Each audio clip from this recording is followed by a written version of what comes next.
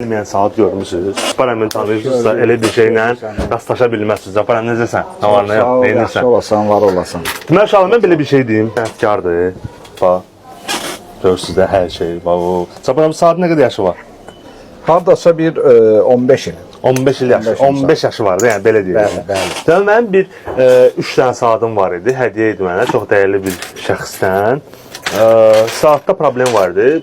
Çox gəzici o yan bu yan, çox kosmik bir rəqəmlər dedilər ki, təmir üçün. Amma gətirdim Cabbar əmin yanına.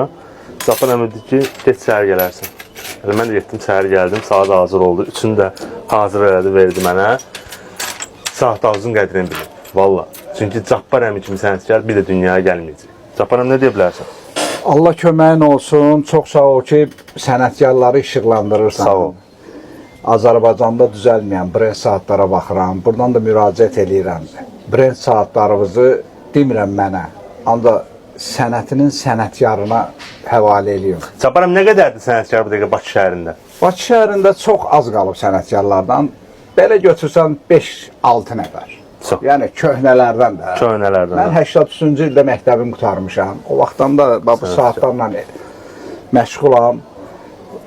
İlin saatsaz adını da veriblər mənə. Azərbaycanda brend saat ustası kimi də tanıyıram. Buradan müraciət edirəm ki, buyurun, gəlin, yüksək keyfiyyətlə saatlarınızı sizə təqdim edirəm. Cabbar əmin səhifəsində qeyd edirəm videonun altında.